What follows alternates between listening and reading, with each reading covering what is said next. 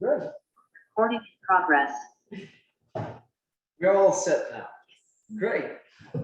Really, really pleased to be here with you in person. It's nice to see smiles and eyes and familiar faces. My name is Robert Simard. I'm a historian. I mainly work with the Argenteuil Museum in Carillon. I work too with the MRC d'Argenteuil. A couple of years ago, they asked me to present I would say a research on the Harrington Valley.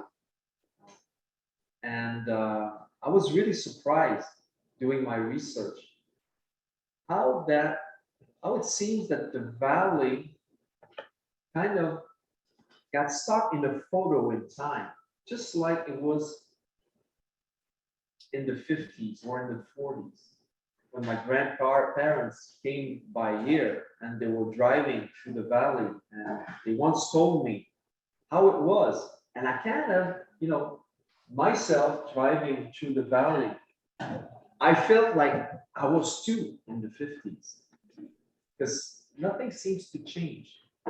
It's like Harrington Valley is eternal. It's something that won't move.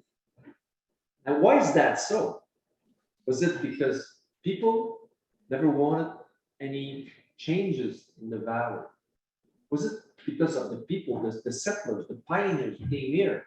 I was so stubborn that they didn't want nothing to move here. No industries, no nothing. So, or was it just the spirit of the valley that survived through all that time? As for myself, I prefer the last explanation. I think that there is a spirit here, and it's the spirit of the ancestors. It seems like the valley will never change, and it's good that way. It's good that it stays that way because it's so beautiful. Once the pioneer family named that valley Fairy Glen, just like it was the fairies' country, because fairies came out of the ground. They were flying in the sky, or they were traveling with the clouds, and with the early morning, you could see them in the fields. So it's really Fairy Glen, and I deeply and honestly wish that the valley would stay the same forever. So that's my introduction. I really fell in love with that place. And I figured that you too fell in love with that place. That some of you are probably from here, some others are from the surroundings. During my presentation, feel free to ask questions, to raise your hands, okay? Even you people on the internet, if you have any question, raise your hand and we'll try to, if I do not know the answer, probably somebody in the crowd here will know the answer. Because as an historian, I'm always kind of stuck with the knowledge that I have, but I do not have all the knowledge and all the histories of small places and little part of this beautiful country. I have an announcement because somebody gave me a gift today, and I'm really, really happy to have it. Mr. Donald Stewart just translated this book in French, which is really great. It's a history of Moronites. Really interesting book. Anxious to read it. Thanks. So, a history of the valley and colonization. My topic will mostly focus on the pioneer family who came here at first. So from the early 19th century. But before starting and talking about those people who settled here, because before they came here, there was something else. There was a moving theater of everything for about, I would say, 650 millions of years. So let's start. Oh, yeah. Oh, are we there? No, you have to they put the focus on you.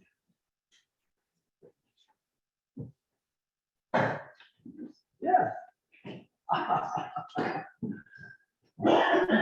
So this is a map of Canada 13,000 years ago. We are here. So at the place you are seated right now, 13,000 years ago, there would have been, I would say, 1 kilometer or 2 kilometers of ice over your head. The glaciers. So it was an ice age. That was the last ice age that we encountered here in Canada. So the ice was so thick and so heavy that it kind of pushed everything down into the Earth's crust. After the melting of the ice, the withdrawal of the glacier, we saw big lakes appearing, like Champlain Sea. Champlain Sea was an immense sea. It was so big that the northern beaches were up to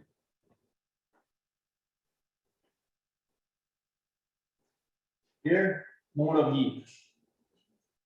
Can you imagine there was water? There was water up to Mont-Laurier. So here in Harrington, the valley was drowned underneath tons and tons of water. Okay. So we see here Mont-Laurier, Terre-Neuve, Lac des Plages, Harrington.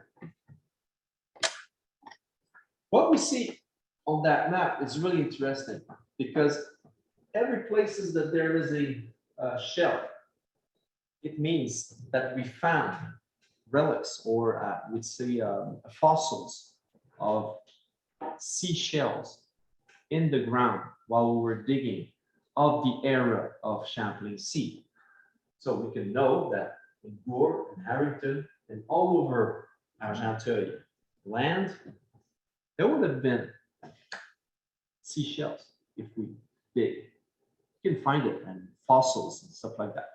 But we found too that after the Champlain Sea, about 9,500 years ago, there was a big lake named Lampelis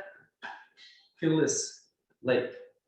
Lampelis means in Algonquin, whales. So that was the lake of the whales.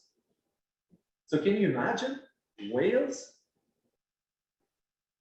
flowing over Argenteuil? We can. And how do we know that there were whales here? It's because we dig the ground.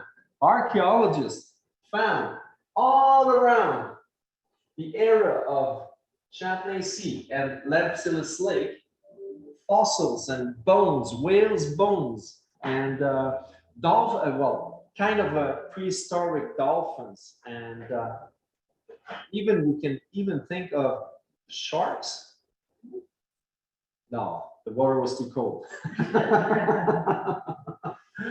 But some archaic walruses and how do we say a seal, yeah. And it was funny because après non, c'est ça, ouais. In grade 2, you know. Yeah, okay. And it's funny because while doing some research at the museum, we decided to invent a prehistoric seal, and we named it the Argenteuillosaurus. Yeah, which means that was probably the first prehistoric animal living on our land. But the thing is that in the history of the planet Earth, Argenteuil and all the surroundings, we have no traces of dinosaurs living here. You know why? No, at certain time it was hot, really too hot, up to 2,000 Fahrenheit degrees, 2,000 Fahrenheit degrees. You know why? Because a big meteorite came from the sky and smashed the northern Quebec near just over Manic Saint. So the old reservoir of water of Manic Sank, that was the big asteroid that came here about 250 million years ago. And it killed and it raised everything under fire. The fire burned for about 150 years.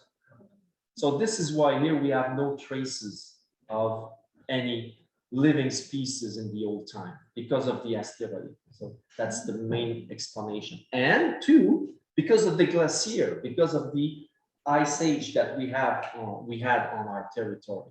And the way the ice moved while melting, it could carry big boulders of rocks.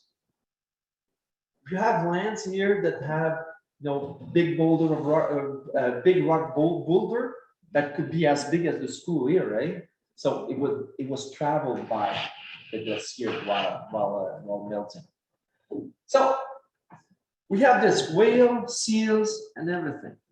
Okay, ancient humpback whales living over our head in Argenteuil, traveling in the waters, and we found some right here, fossils at Smith's Falls, which is not too far from here, and Pembroke, Ontario, and on the southern part, eastern part of Ontario, all in these lands, we found fossils of that area.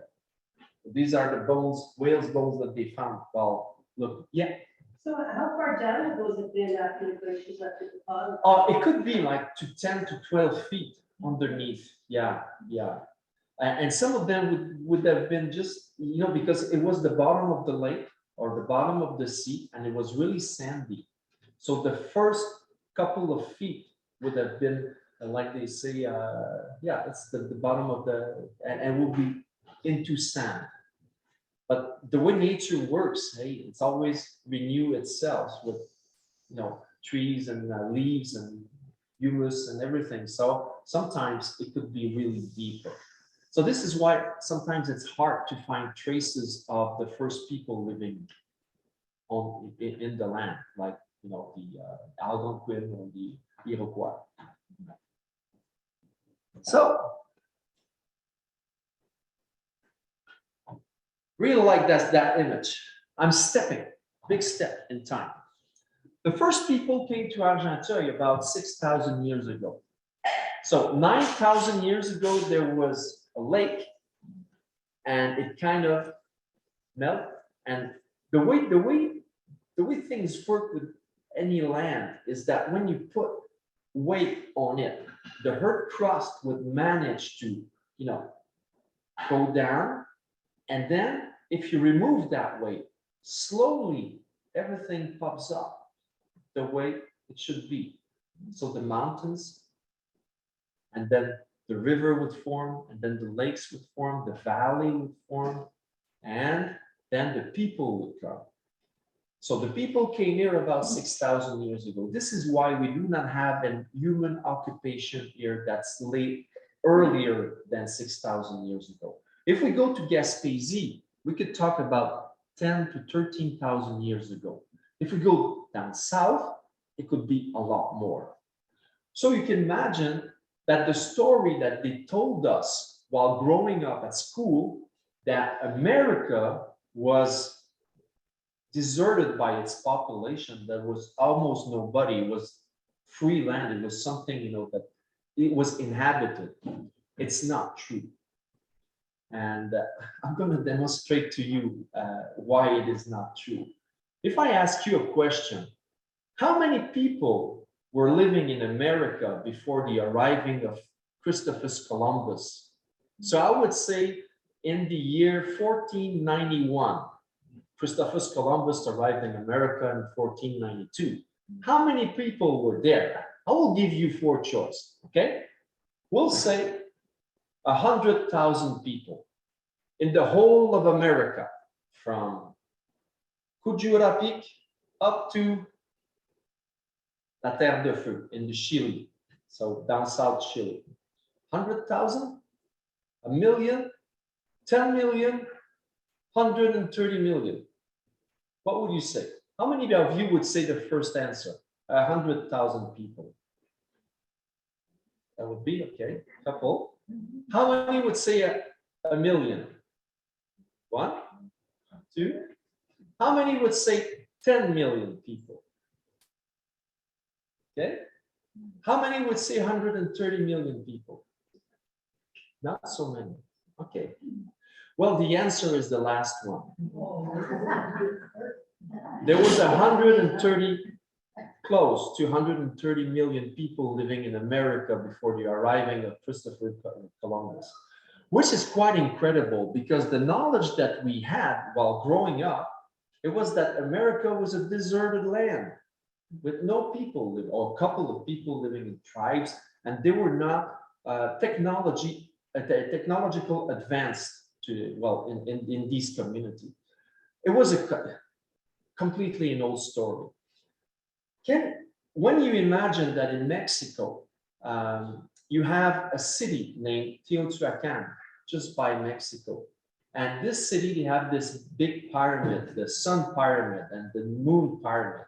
And this community were close to about 1 million people living together nearby in the surroundings.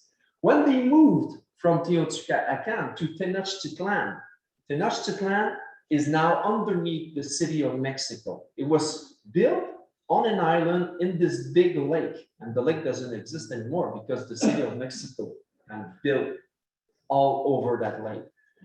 So that community was about 1,500,000 people before the arriving of the Spaniards. And that first encounter, that was the damage that did everything. Because, and even here in North America, when we think about New France, and we think about the St. Lawrence Valley, when Jacques Cartier arrived here, he wrote in his books that he encountered people living all around the St. Lawrence Valley. There were people in Donnacona, there were people even in Hochelaga, which is Montreal. And there were tribes, big tribes, close, a community of 2,500 to 3,000 people living there.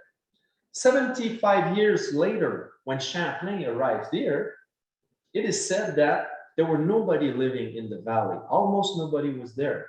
And nobody were living in the city of Hochelaga. And he couldn't find traces of that place. So what happened? The first contact between the people from Europe, Spanish, Portuguese, French, English,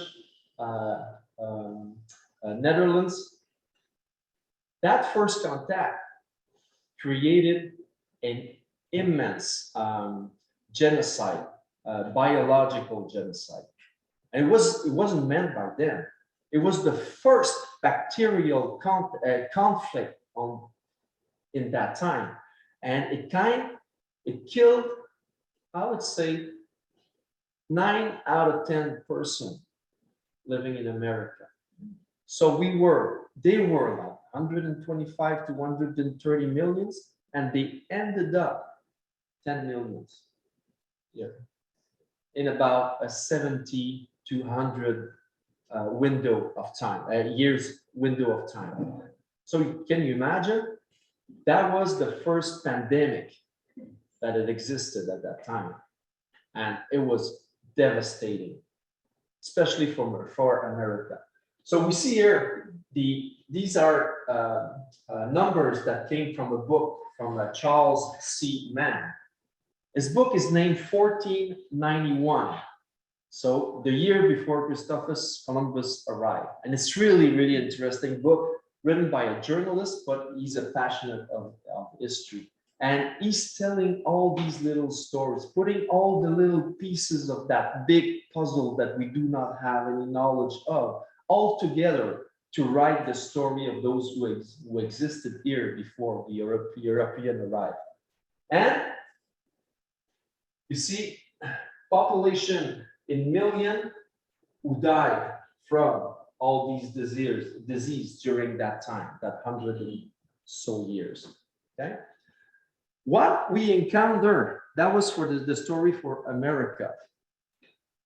What we encounter here is that when Champlain arrived, in Canada, and then Hochelaga, there was like a, I would say, a lock impeaching people to come into the valley, the St. Lawrence Valley. And that lock, that door, I would say, would start at the Long Sault, just nearby Grenville and Carillon. So it was important for the native to live in Carillon or in Grenville to install or to, have a village or kind of a surveillance post to not letting people get into the valley because of the illness. And they knew at that time that that illness was so fatal that it should not cross and go over the valley and go to the Pays d'en Haut nearby the Great Lakes. Okay? So it was so important for them to control this. But that was after the arriving of the French in the valley. Before that, we go back in time. Okay? So that's the big St. Lawrence. We have Algonquin, Huron, we have Iroquois here, and then we have Montagnais over there. So that valley was kind of interdit. Okay? I'll go a little bit further on just to show you what we'll come back. Okay. So this is the portrait of the First Nation of the Long Sault here in Argenteuil. Okay. We have in X, here Iroquois village. We have in Y, cemetery village, and there here the Bataille of the Long Sault with Dollard des Ormeaux. Okay. At the time of Dollard des Ormeaux, there were no Iroquois here living, occupying that place. It was mostly the Wescarinis, and they were in war against the Iroquois. Okay, for that, the control of that door. These X's represent the village that lived there from 6,000 years before today up to about 1,000 years ago. 3,000 years ago. Okay, before the arriving of the European. So the Iroquois occupied the southern part of Argenteuil for a long time. Okay, up north, we would say up to here, probably it was a passing territory, but it was the Wescarini or the Algonquin territory. The Iroquois, they were mainly into the control of the territoire. Okay. By the time the Bataille de Long Sault arrived, Wescarinis were occupying the territory. Okay. And we have this map here, which is really important. This one here. That shows the portrait of how the First Nation lived around the Ottawa River when Champlain came through the Ottawa River. That means in 1613. So we have the Wescarini, we have the Ononcharonon, which are a mix of Algonquin and Iroquois, and then we have the Quiches-Perini and the Kukatukwini living up in Témiscamingue. Okay, but here nobody in Montreal. So this is why it helped us to tell that valley became a certain sacred valley with nobody living, because the First Nation, they didn't want that the illness spread to the west. Okay, this is why they control the entry and the door of the Long Sault. Okay, is that clear? Yeah. Right. Where's the Rouge River on that map? Oh, the Rouge River is right here. That's okay. Yeah. And then you have the North River going up here and like that. We stepped over this. Okay. And we've encountered the same population decline in the Valley of St. Lawrence as we saw in the rest of America because of the illness. We were taught that it was wars. The wars came later in the 17th century. But at first, in the 16th century, it was mainly illness, variole, petite vérole, those illnesses that killed almost everybody. Okay, which is quite incredible. This is the way that we look at history now. Some of the archaeologists and historians works with Hydro-Quebec these days to imagine a map of where did the First Nation live so that they do not build a big electrical line over First Nation territory or First Nation places of occupation, okay? So they do some surveying on the certain part of the land so that they do not install the big pylon electric over First Nation occupation land. We have here in red, that's the main corridor of First Nation occupation land, which is Ottawa River, Carillon, Delancey, and up, here we have a corridor going by the North River to Lachute, and then Reese's Point, and then over the north by the Rouge River. Okay, so Rouge River area was a place where the First Nation traveled a lot. They were not using the river.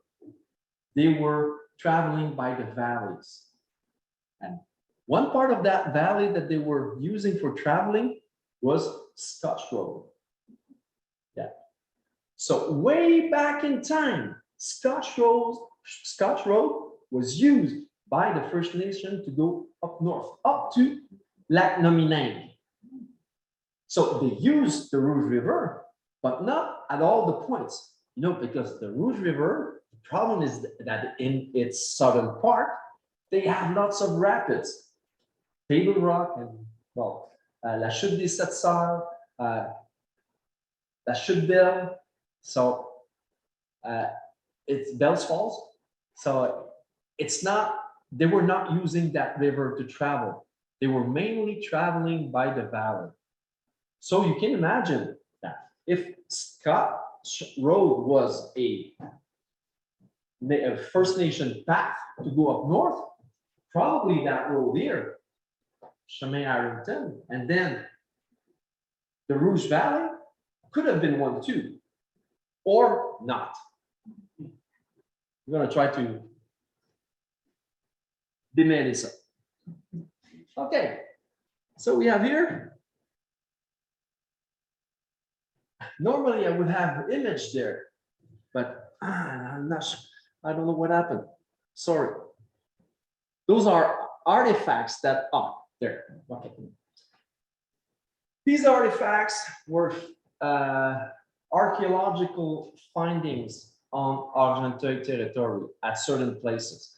St. Andrews, Grenville, up to Lachute, by the North River, by the Rouge River, up to way up north. So the only image that's appearing now is arrowheads, okay? But we have flint chisel, which is a big rock, a long rock, cylindric rock like this, and it was used to cook or to mold the grain too, okay? And these kind of tools were used way back up to 6,000 years ago. So it's quite incredible, and we have these artifacts in our collection at the museum, which is quite interesting. Okay, I'm sorry for the image. Okay, this gribouille is the way Champlain draw our territory, our Argenteuil. Can you tell me where is Rouge River? It's kind of hard, eh? This one here, this one here, this one here. No, neither. Okay, so we have Lac Champlain here. We have the islands of Montreal here, okay? And we have here probably the Rouge River, okay? Because this one will be Gatineau River, okay?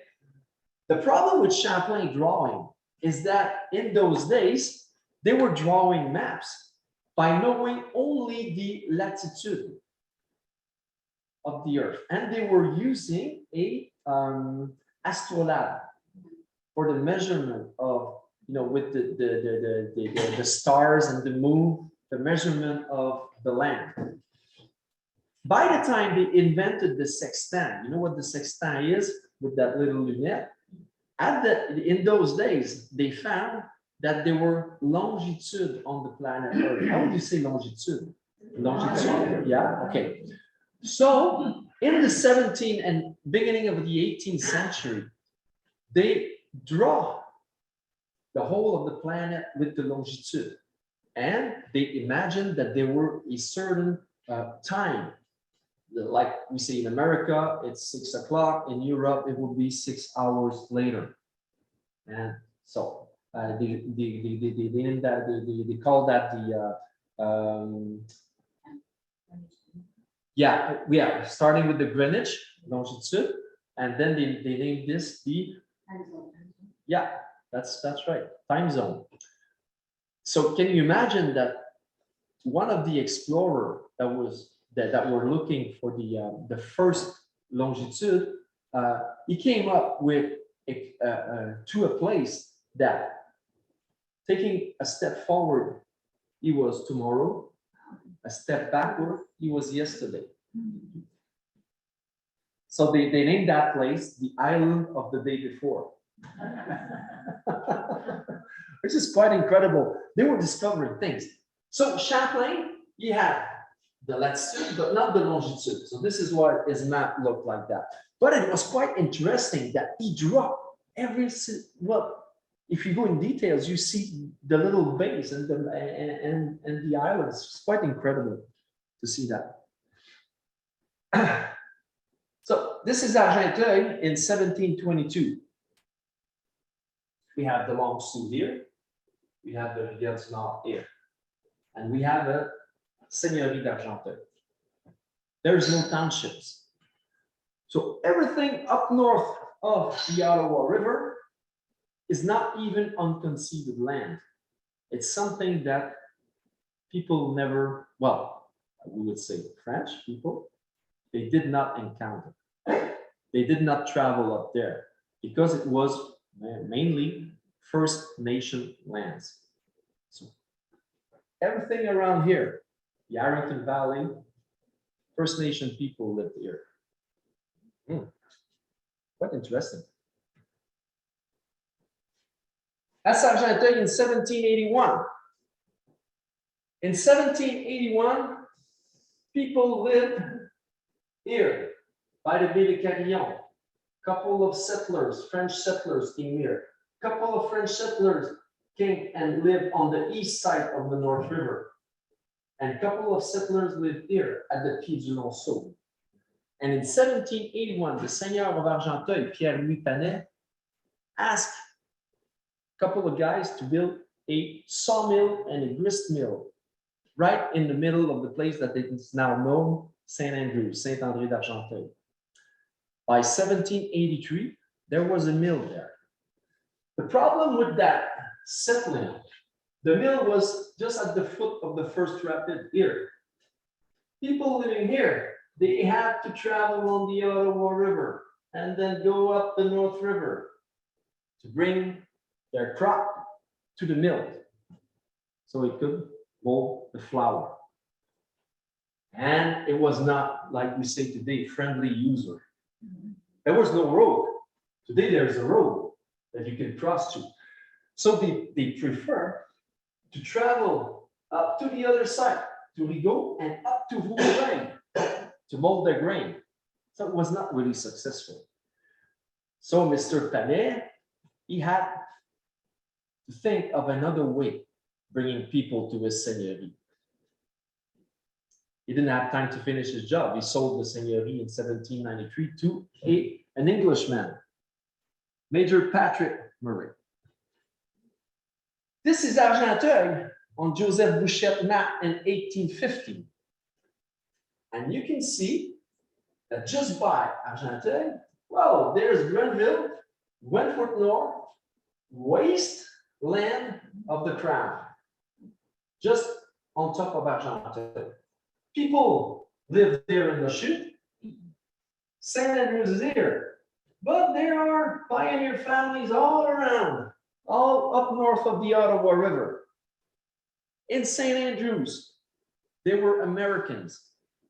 They came from Vermont, Connecticut, Massachusetts. They went up north to the chute and they settled there. They were mainly Methodists. Why the Methodists came here to Canada to settle? Because they wanted to practice their religion the way that they wanted to. They were mostly Wesleyians, and they had a way of practicing the cult that was not the same. They didn't need a church to practice. We go to, I would say, Mr. Stewart kitchen, and that Sunday it's Mr. Stewart who will give the sermon. That was the way it was. In St. Andrews came around 1808 Scots and Irishmen. Some Irish were Catholic, some of them were Protestant.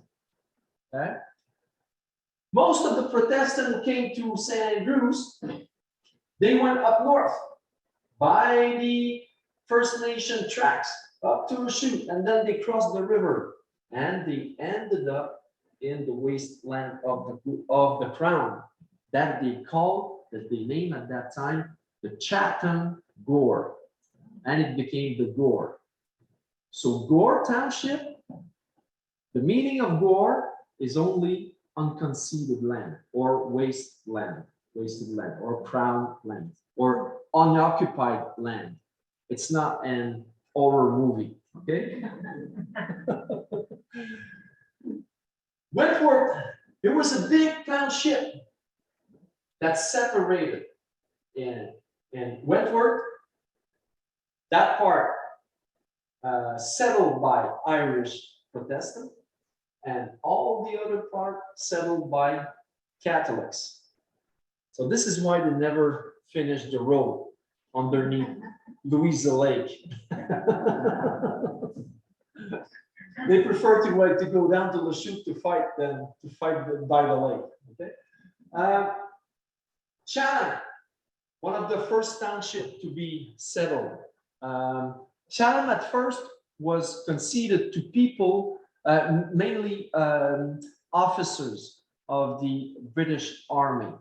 They had 5,000 acres, 10,000 acres, were big lands, and they were responsible for settling these lands. So Colonel Robertson settled Chatham just by Cushing and everything, and then Grenville was settled too, and it was a village.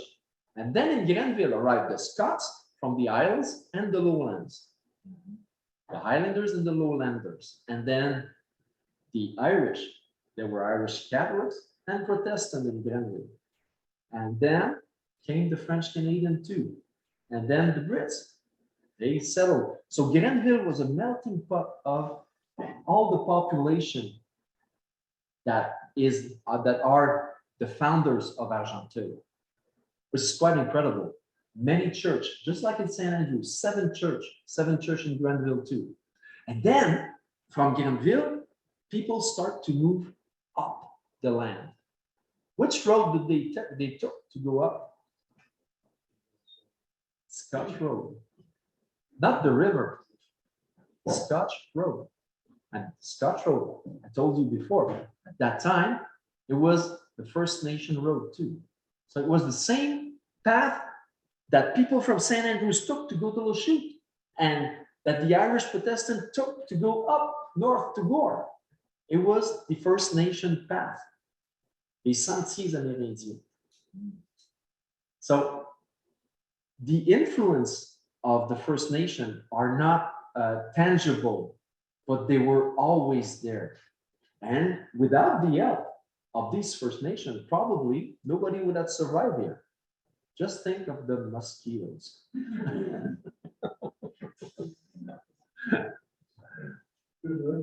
Yeah. So how many people were actually in that area at that time?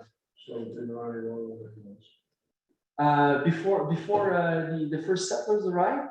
No. Oh, about 1850. Okay. In the chute, we would say about I would say 100 family living close to Le Chute, Coteau des Aigles, and everything. In 1850, the Irish Protestant, they were not traveling up north. They started to settle the land in Gore around 1821, 1826. But they had no ticket of location. They had no rights to settle the land. They were squatters. And this is really important to remember. Some of the families who settled in Gore, as like some of the family who settled up north here in the northern part of Grenville Township and Harrington Township, so in the valley, were squatters. They didn't have any rights, official rights to occupy the land or own the land. It came later on. For some of these families, the father lived there, their son, and it's their grandson who had finally officialized the title on the land, which came to 3 generations, which is quite incredible. Well, I'll come to that. And so St. Andrews was the main part of Argenteuil during those days. In St. Andrews, around 1850, we talk about 500 people living there. Grenville would have been, before the construction of the Grenville Canal, it would have been like 50 families, about the same as Le Chute. But up north, on the Canadian Shield, nobody was living there, not for now. It came from, it started around 1820, okay? So the townships created in 1799, by 1791 by the act of, I forgot it, l'acte constitutionnel, the Constitutional Act of 1791. And it was a way of occupying the land created by the British government. I was opposing to the seigneurial tenure that was in place by the government of Nouvelle-France. So can you imagine here, it was a seigneurie, here township. The difference between a seigneurie and a township is what? When you live in a township, you own the land. You are an owner. If you live in a seigneurie, the land is the property of the seigneur. And the seigneur, he has things to say to the king, and then the king, he gets his power from God. So he is the power. So the seigneur, he has the power, and he is the owner of the land. In Argenteuil, because it was an English seigneurie, starting in 1793, Patrick Murray sold a big piece of land in his seigneurie to one guy. He sold it without any seigneurial rights. So the people living in that part of land, they had nothing to give back to the seigneur. They were owners. And that piece of land that was sold in 1796 to Jedediah Lane Jr. is all the land comprised in the town of Le Chute.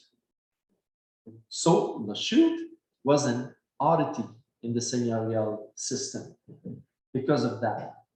So they didn't pay any cents to the seigneur. And I would say that when Patrick Murray lost his seigneurie to Sir John Johnson, Sir John Johnson in 1808, he was not happy about that because there were a lot of money to take back from the censitaire. So the people in the Chute, who were mainly Americans, they cut all the trees, they burned all the trees, they transformed it into potash, they sold it on the American market or in the British market. They made a lot of money. They were not good farmers. And when they encountered the first famine of 1810, 1811, they just moved away and they were replaced by the Scots. Scottish people were the best farmers in Argenteuil because they came with a tradition. And and a new way of farming. This is why. So, owner, here you do not own the land. When you get a piece of land in the seigneurie, you have to pay fees, and you have to pay cents, and you have to everything.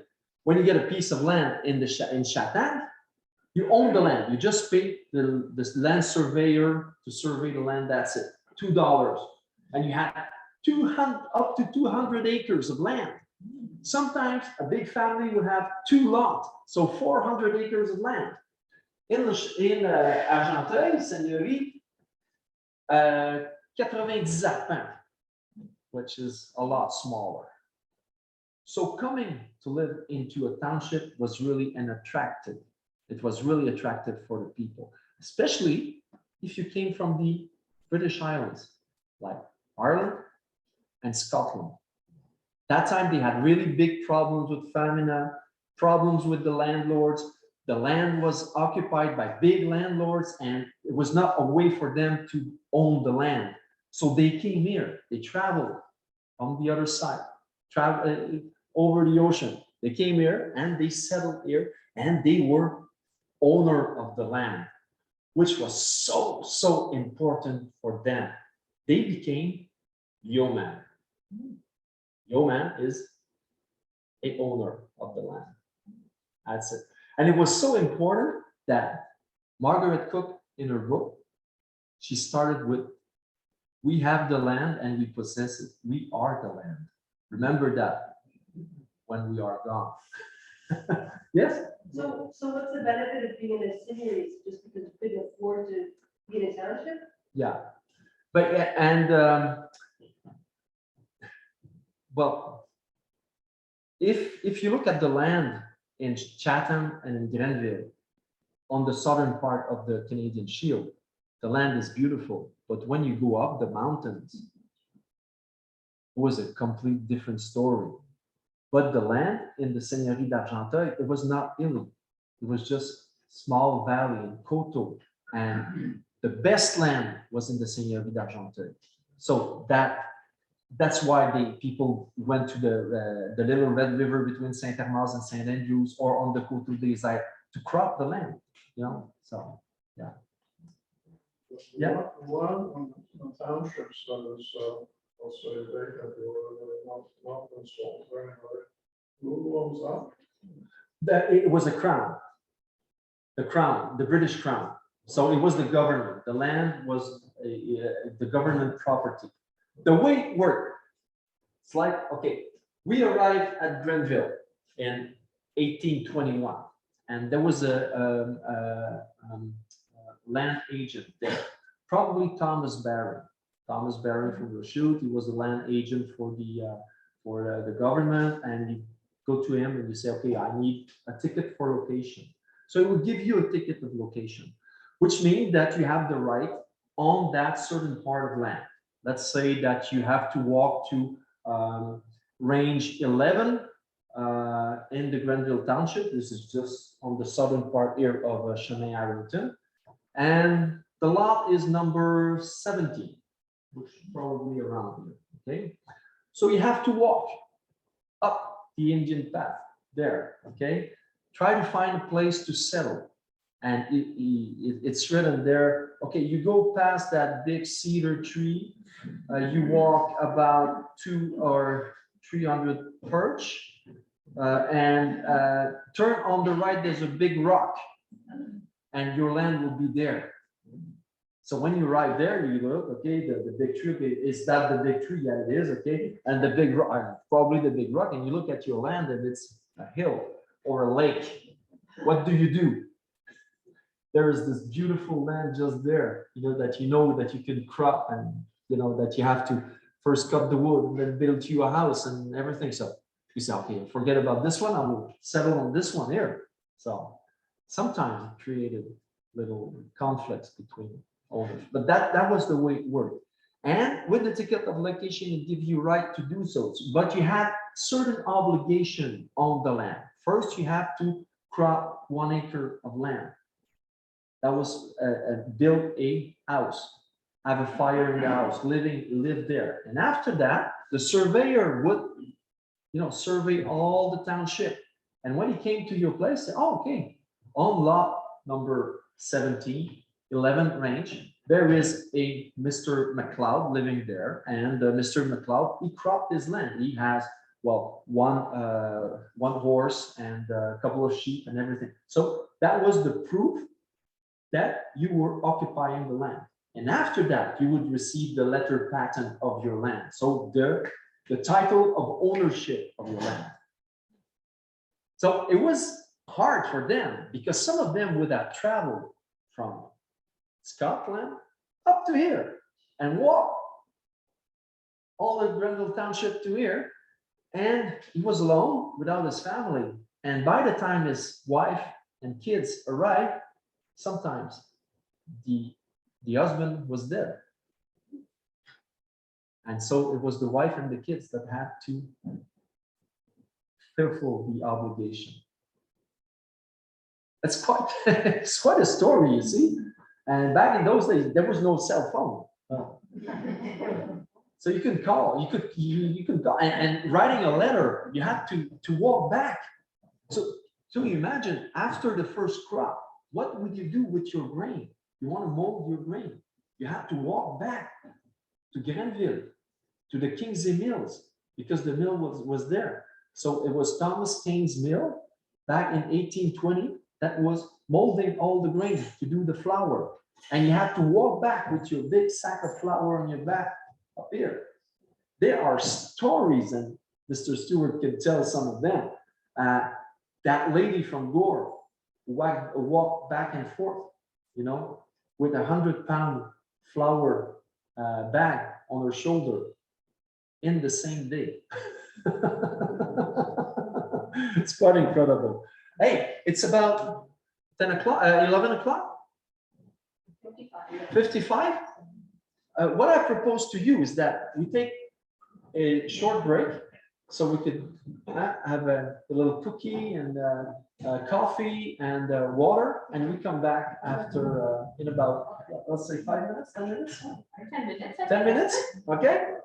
Sure. Right. Sure.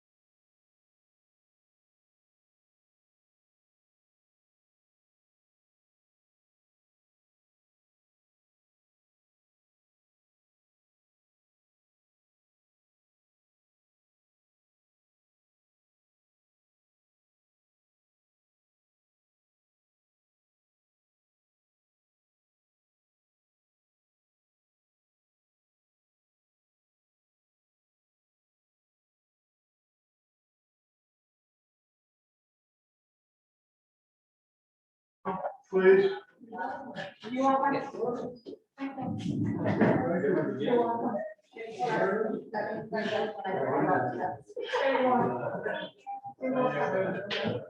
right. Great.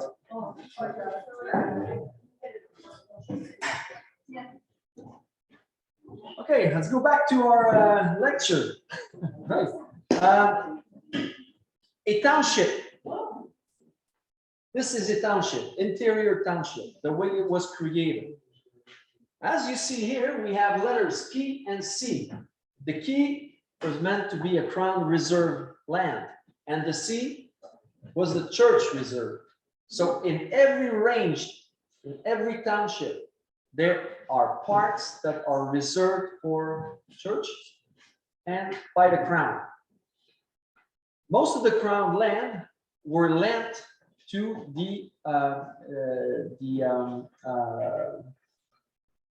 woods person, those who were cutting woods, the companies like Hamilton Company of Hawkesbury or George Keynes, who were they were cutting the tree, but they were making roads too to go up north.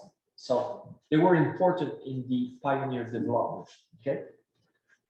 As compared an interior township, they were not on the on the river, because the river township were longer. They were separated about the same way, but they were longer. They had 12 range. Okay.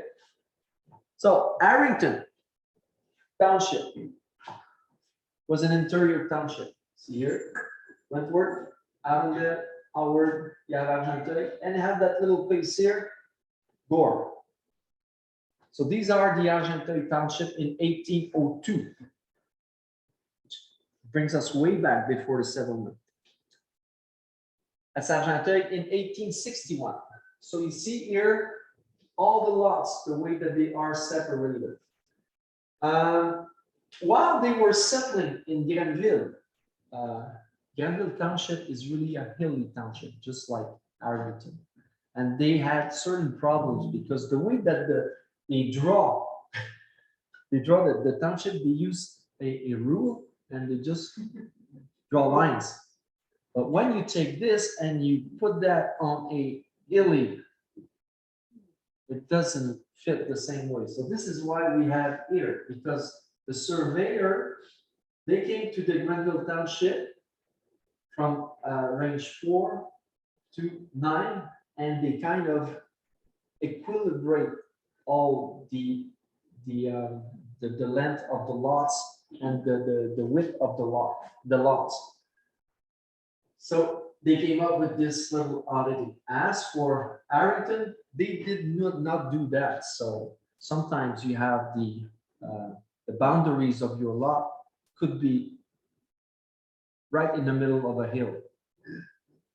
But in Granville, they decided to get the boundaries of the lot down there. The thing is that what happened back in those days around 1842, 1848, is that some people would get up at night and they would take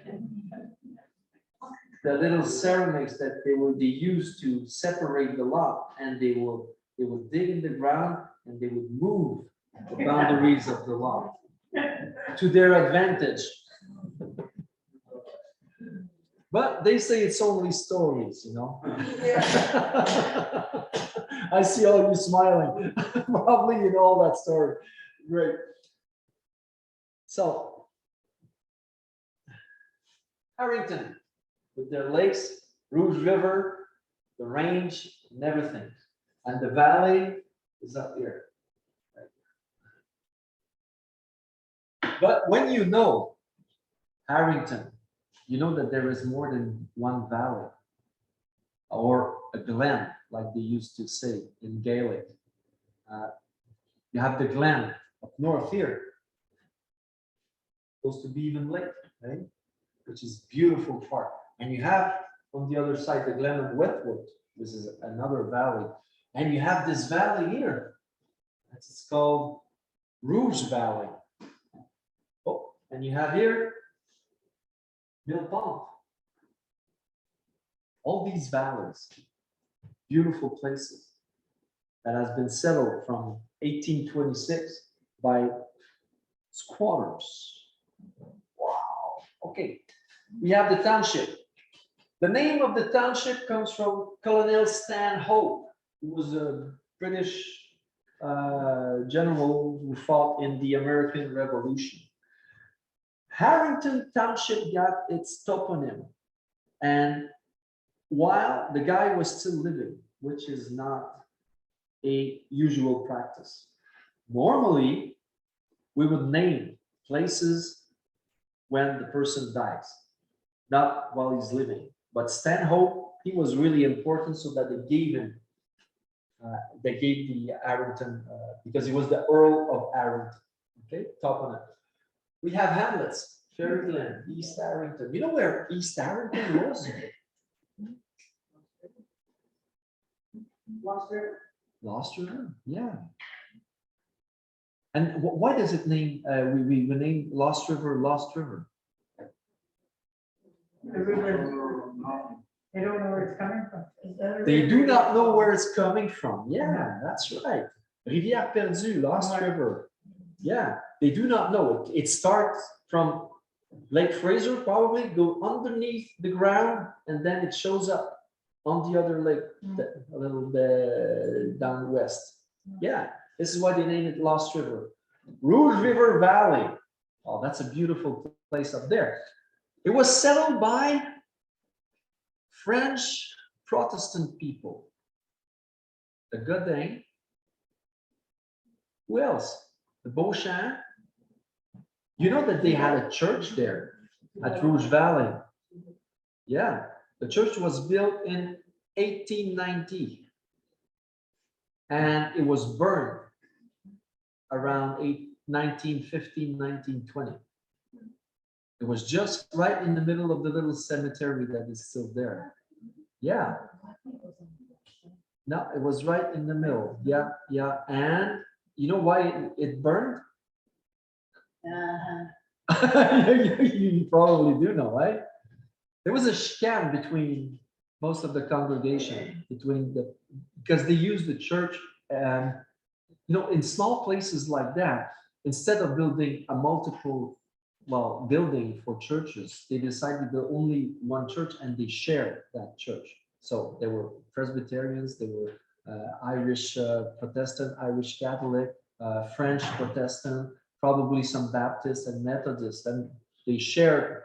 And at one time, the guy who owned the land decided too much chicane there, we're going to burn the church. It will settle everything. So it probably settled everything, because the people who live there, they are buried all together in the same cemetery. So,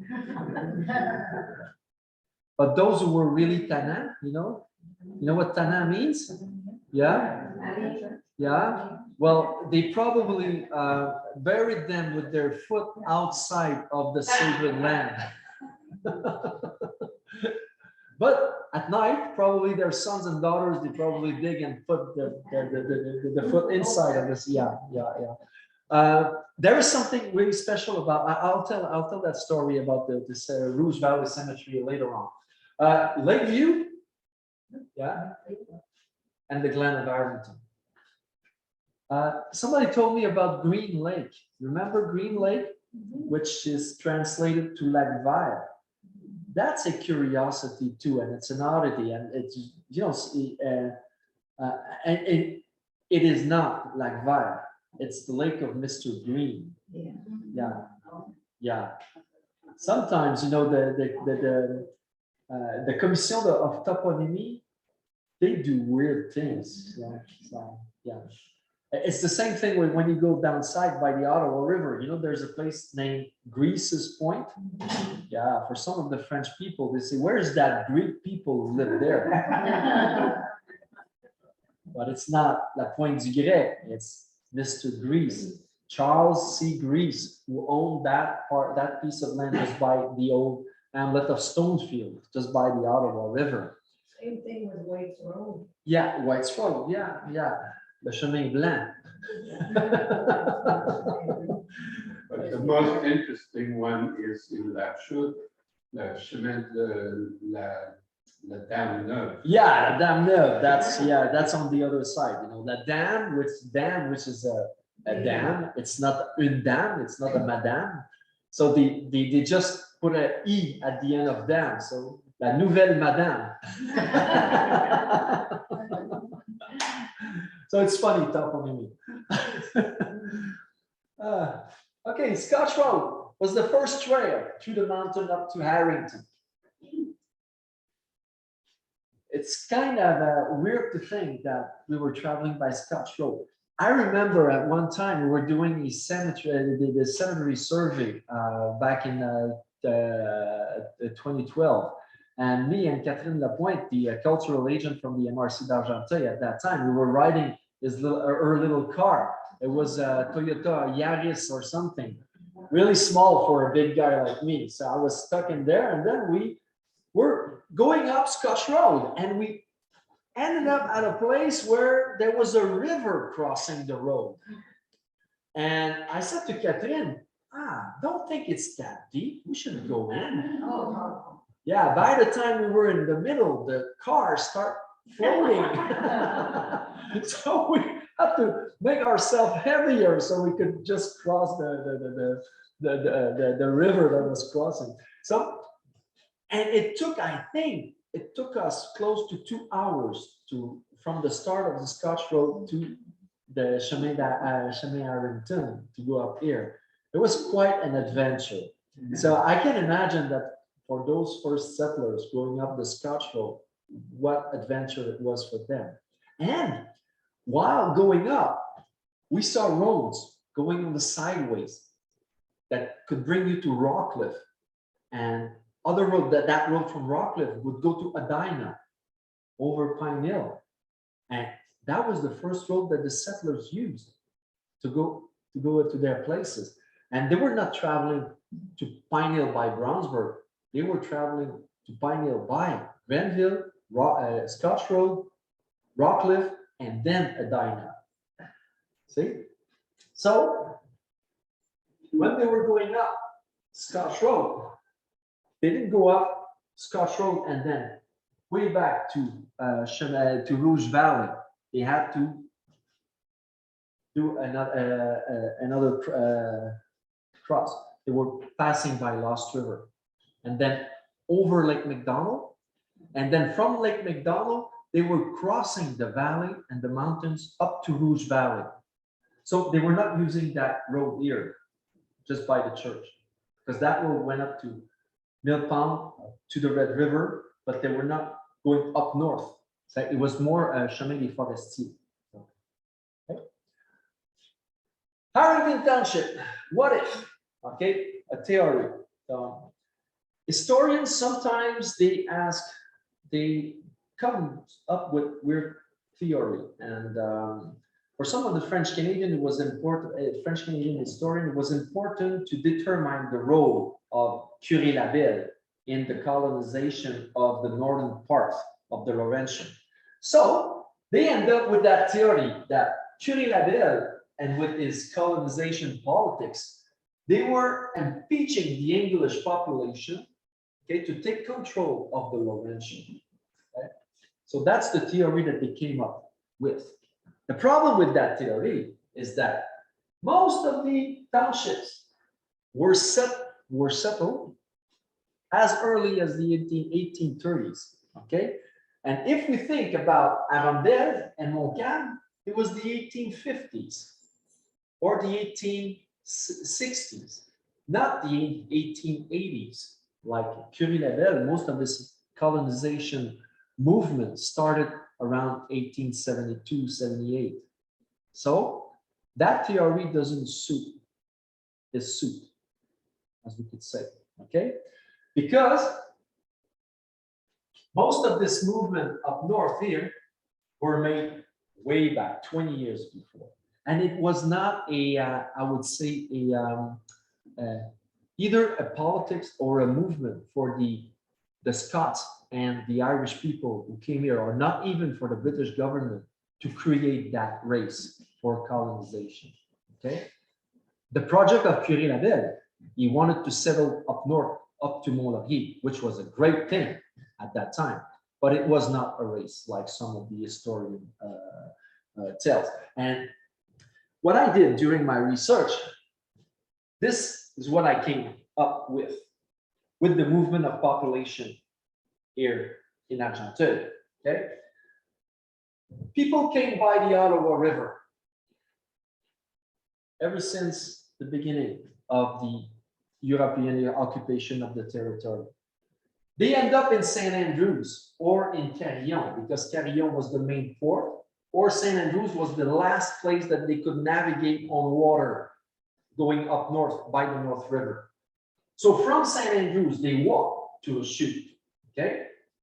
So in red, we have before 1830. Okay. So they traveled down the Ottawa River up to Grenville and Grenville-sur-la-Rouge. Starting from 1831 to 1850, they went up north by the Scotch Road. Okay.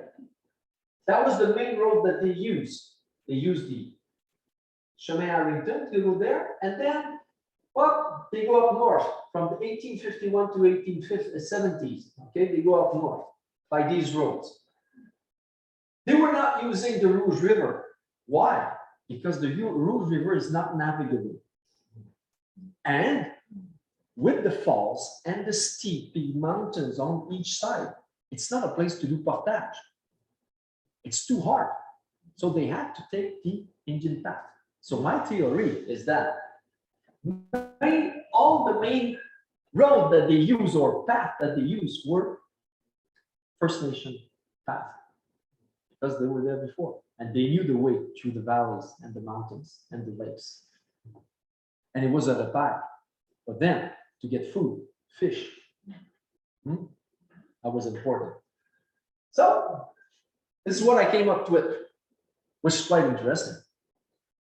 Because I do, well, what I do mean, I'm a researcher, so I search. I go on a quest, quest for informations. So this is the portrait of how everything deployed in Argenteuil.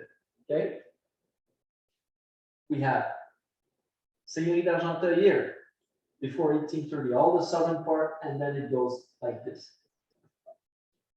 We have Scotch Road here, which is the Rouge River. Scotch Road that goes up here, like this. Okay, up to the valley here. The valley is up here. So between 1831 and 1850, people went up north. They arrived here around 1851. But some of them arrived earlier. Why did this municipality of Grenville and augmentation? What's the Oh, augmentation? the augmentation. Okay, yeah, a great question. We had the Grenville Township, and just by the Grenville Township on the western part of the Rouge River, they created that augmentation de Grenville, which is just a augmentation territoire. So it's just a part of territory that was annexed to the township, and they named it augmentation. So for a long time, people talk about the augmentation.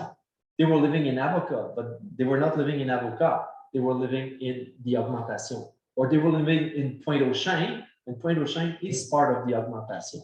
Okay, So that's the west side of the room. that's the west side of the Rouge, yeah. And municipalité de Grenville augmentation in 1855, the government of the Canada Uni created the municipalities. So all that territory was they got it together. So it was a big municipality. Today it's separate. Okay, the augmentation is part of Grenville-sur-la-Rouge, and you have here Grenville Village. Okay, and all this big part here is Grenville-sur-la-Rouge. Okay, which is immense. And the same here, we have Harrington and we have augmentation. Okay. Yeah. How large are these little boxes that you got there? Oh, okay. Like this one here would be 200 acres. That one here would be 100 acre. That would be 50 acre. Okay? So it's really big. When we know that a square acre is like a 43,000 feet square, is that right? 1 acre by 1 acre. So it's, yeah, it's really immense. Okay. So if a family had like this here, I will mean 300 acres. That's a big piece of land. Okay. So this is the Scotch Road settlement going up to Harrington. It was settled in, well, all in the purple color. That means around 1850. But like I told you before, that's the official title, okay, of the settlers. Now we have Harrington, okay, same thing. All the first conceded land are in the valley, going up here, and then going up here, and through here, because there was a road connecting Lake McDonald to Rouge Valley at that time. That road doesn't exist anymore, I figure. Or is it a four-wheelers road? No, not even? I walked it, but it's not close. Okay, it's not a road. It's not even like Scotch Road. Not even, okay.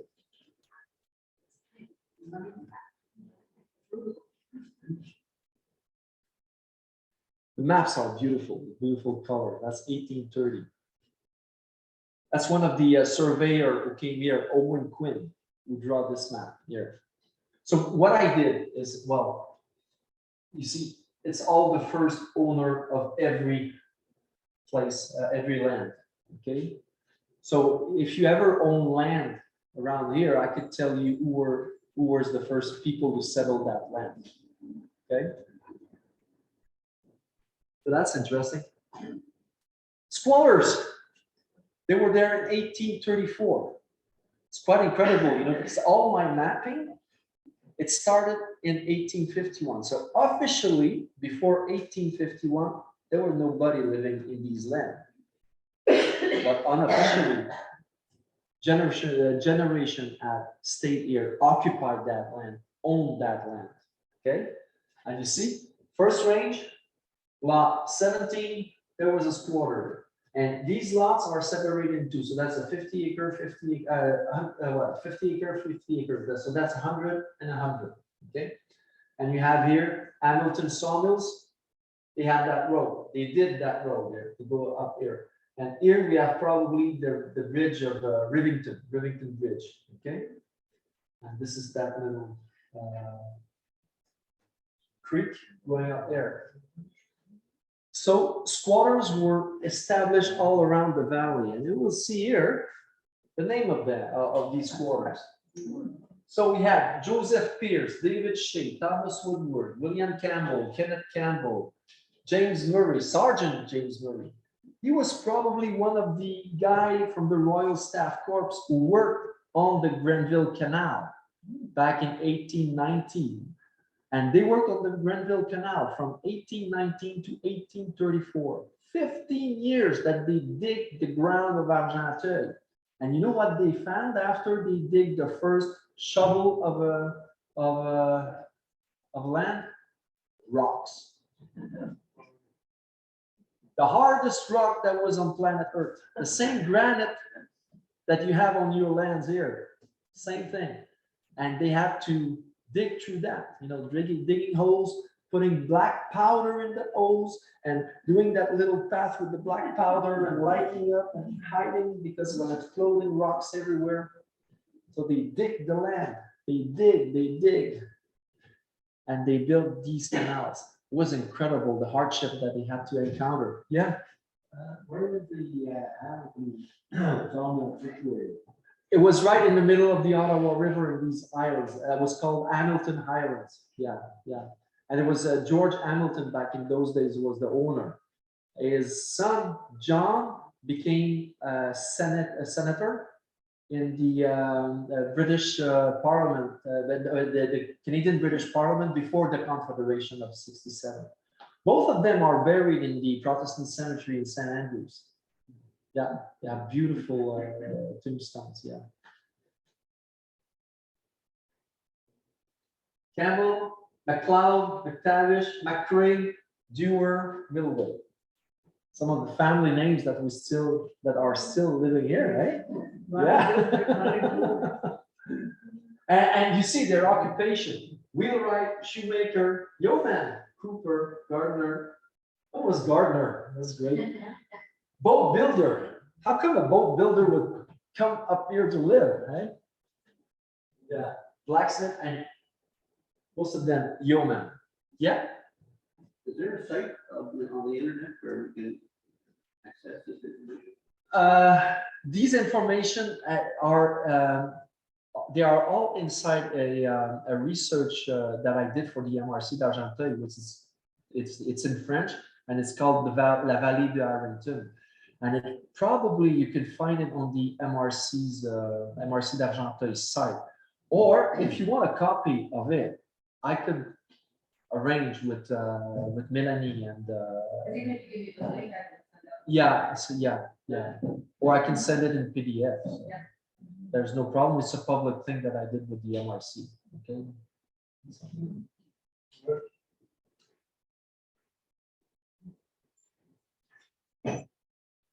So you see all the information here are taken from 1834. So these information squattered from 1834, they're from the field notes of the surveyor Owen Quinn, who came here in 1834 and surveyed the land for the government.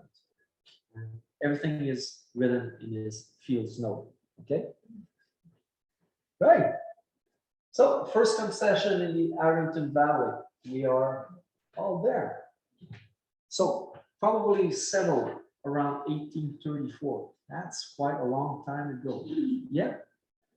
There's a genealogical history done by the McCrae family, Over the Sea from the Sky, that says that the first settler in Harrington was Murdoch McCrae in 1831. And his daughter, born here in 1831 or 2, was the first the first person born here. Yeah. And we do have McCrae. Murdoch McCrae right here. Yeah. So in 34, he was already settled. He probably had at that moment a little cabin or wood cabin or something. Wow. Oh, wow. Excellent. Yeah. What's a yeoman? I don't know. Oh, yeoman, it's a title that says that you are a landowner. Yeah. It's just a title, you know, free man. a free man, yeah, free man, landowner. It was important for them to have a certain title that would, you know, bring them close to a certain nobility. Back in those days, being noble was important. So being a yeoman, that means that you had a title or sort. Okay. Yeah. Those historical maps that you have, Yeah. you're showing, how could you access those? Does the MRC have them, or are they? Mainly, I would go. I will do research on the Bibliothèque Archives Nationales du Québec. They have all these maps. All the information that are written on them is because I transferred it into a PDF and I took the time to write the information. But you know, the oldest map that I have, you will find all them on the BANQ. So it's Bibliothèque Archives Nationales du Québec. It's like a archive center that they preserve all these old maps. And I figured that the site is in French and in English. You can access it in English. You have to at Archives Nationales du Canada, Canadian National Archives, that you could find some of these maps too. And the beauty of today is that it's all accessible and on the internet. So you do a research and you will have the map showing. You can download the map, and then after that, you know. And today, some of us, some geograph and historian or archaeologists, they use a lot of these old maps with Google Earth, and we're doing, you know. We have this project with the museum at the MRC. It's called the Patrimoine du Monceau, and it's going to be an internet exhibit.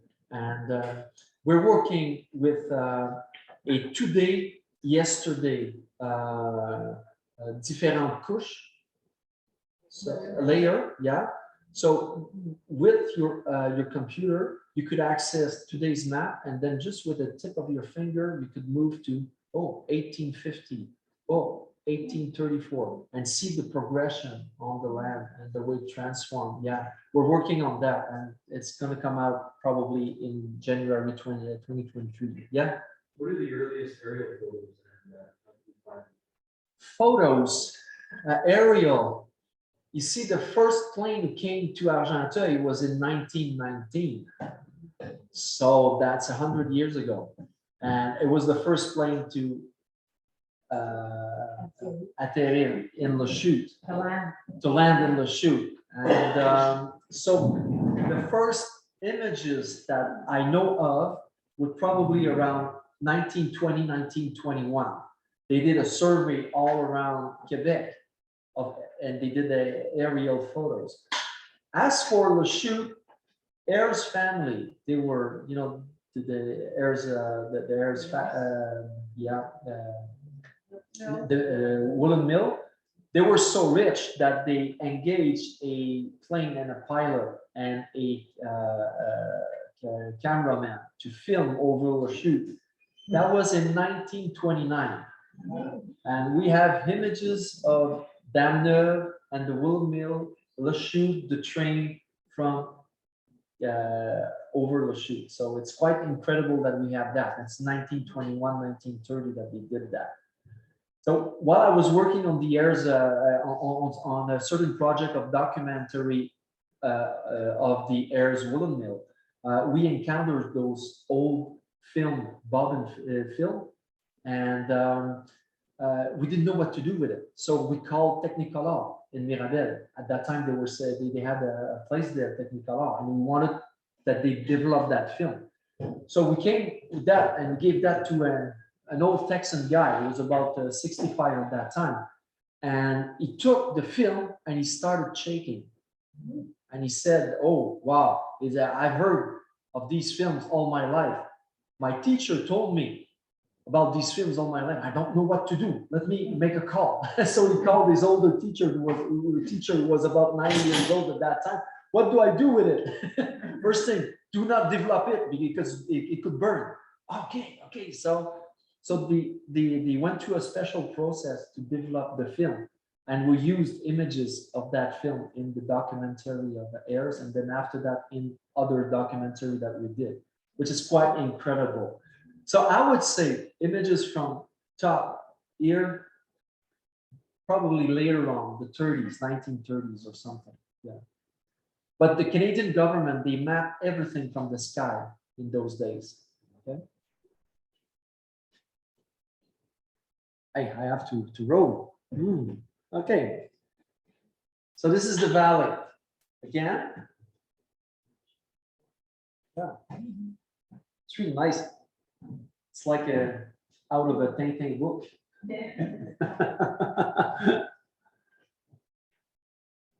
Okay, to compare is to see.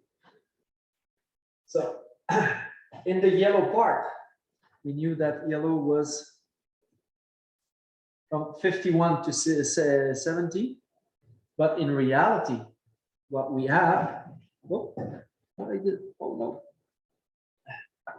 I probably did something I shouldn't have done. Okay, let's see. Okay, am I back? Oh yeah, I'm back.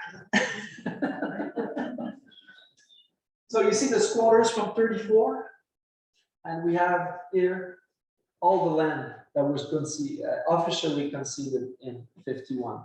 So sometimes historical information can drag you into a false path. Okay, so you have to be always aware.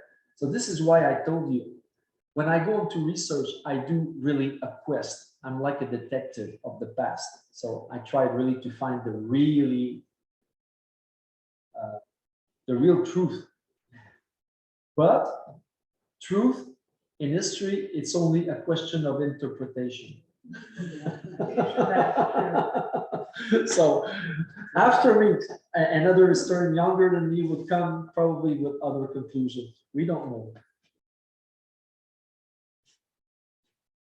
The first concession in the valley, you see them. Wainwright, Conley, Evans, O'Brien, McCree, William McCree. And we have, where is Murdoch McCree? Murdoch McCree's right here. So range 1, lot 20. But the northern part. It's great.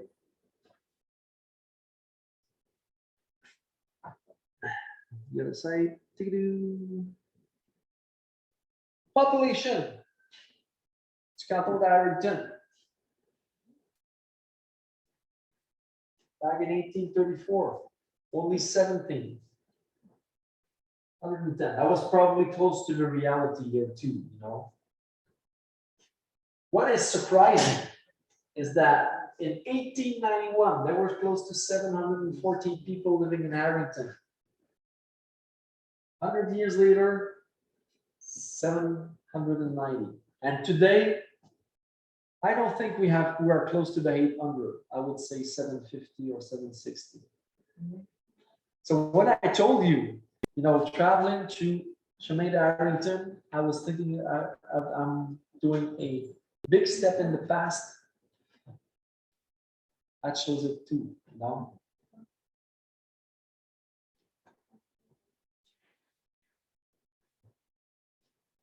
Oh, beautiful Harrington Lake. That's a beautiful map. Yeah.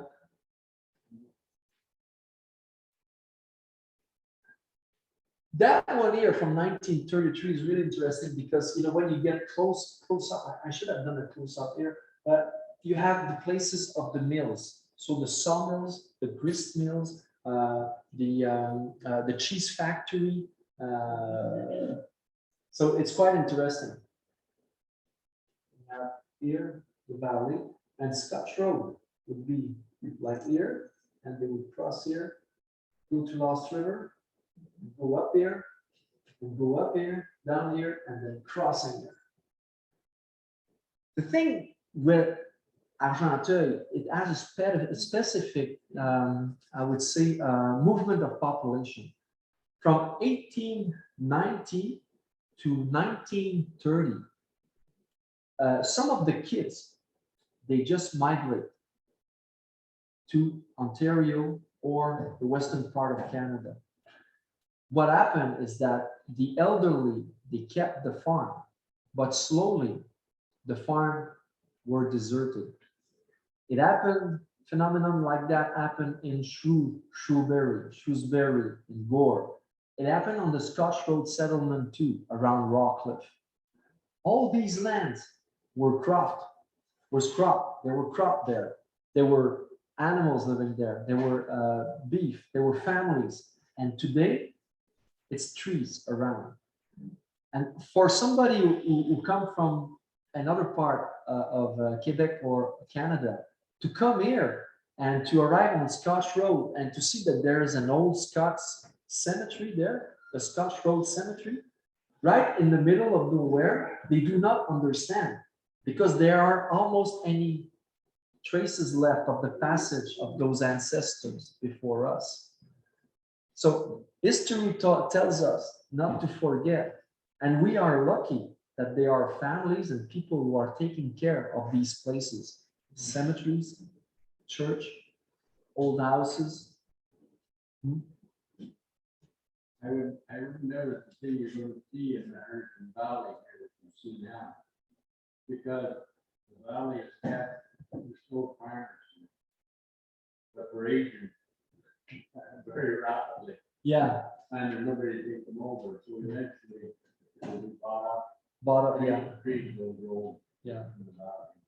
Yeah, but yeah, and well, and the big difference between today and 100 years ago is that today there are people who wants to buy these farms. Yeah, that's true. Yeah, you're right. Yeah, yeah. To eventually see the valley. with no trees. Yeah. The film, the big project I had to Ah. highlights on that a couple of years ago in Gore, Nature's Victory. The theme of it is that the land possessed, farmed, is forest. It's forest now. And you know, for the people who are traveling to the Laurentians and they go up to these places, they say, oh, these are unconceded land. Nobody ever lived there. But when you just dig a little bit, you see those les entrées de cour. They are still there, and the basement of the houses are still there. So in the Scotch Road settlement, as in Shrewsbury is the same thing. But is it zoned here that even if someone with the farms don't exist anymore, that the land cannot return, will remain agricultural and not be Probably. developed? That's not all.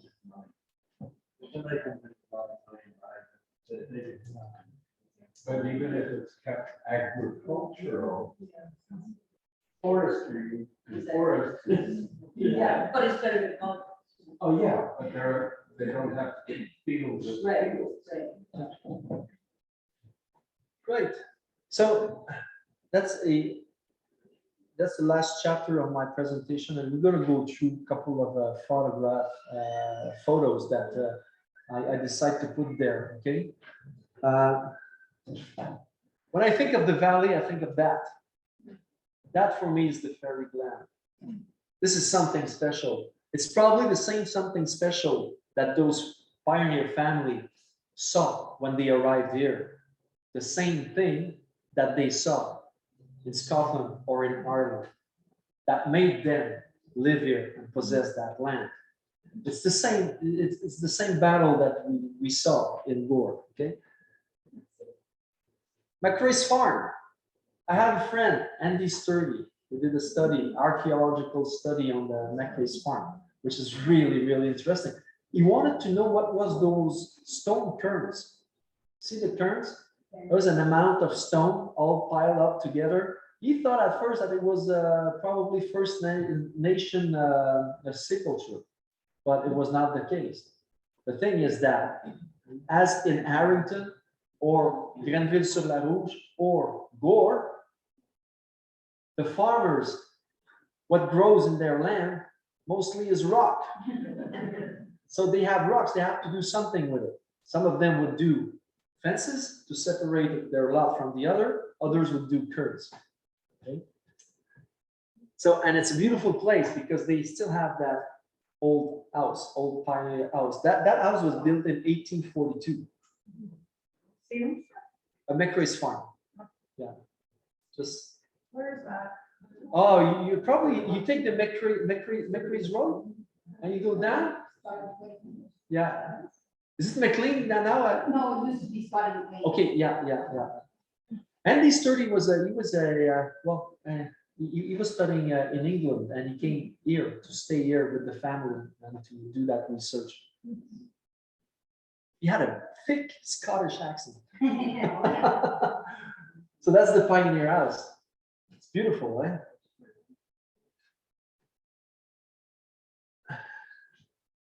Celtic cross on barns. Have you encountered that before? Yeah. The Scots, you know, they had a way of building their it was all close together. See the house, the barn, and everything, and they had that Celtic cross in the granny of the barn. So that's its typical here. We saw that we saw it here. We saw that in the Eastern Township too, and that barn is from Argenteuil. Yeah. Pardon? Non, c'est une ferme. C'est une grange. Irish? Hey? Irish and Scottish? Celtic is not. Oh, Both. Is that paint or is it burned into the? It's cut into the wood. cut? Yeah, it's cut into wood. Yeah. And those people, you know, they were not speaking English or French. They were speaking Gaelic. Yeah. So you imagine when the priest came from Grenville. You know, he probably took a boat from Montreal to Carillon, and then he took the Carillon-Grenville Railway to go up to Grenville, right? That little railway that was built in 1854. And he, instead of going to Ottawa on the ship of Captain Shepherd, you know, the Ottawa Navigation Company, he probably walked up here, and he came here to do the preaching. And he wrote in his book, I did my preaching, but nobody would understand. I didn't understand nothing. I do not know what language they were speaking. They were Gaelic. Where's this farm? But right on top? Yeah, Okay. inside the barn. Harrington Cemetery. The Shaw Cemetery. Right? Mr. Shaw, he started, and it is typical. Okay, small communities, sometimes an elderly dies. They have to find a place to bury him. So one decide, okay, I have this piece of land surrounding everything. We're going to bury our people there. So they start burying people. It becomes the community cemetery. Okay, and for them, the tombstones facing the east, where the sun is rising. Because on the day of judgment, on the judgment day, everybody would rise up and they would follow the sun, go up to the sky and meet their creator. This is how they do it. Okay. It's a beautiful place. And you are lucky because people from the community, they take care of that place a lot. Rivington Baptist Church. Beauty, and now you have a battle to fight, because this church, Baptist church, built around 1858, okay, or 1880, still there, but abandoned. Yeah. Whoops.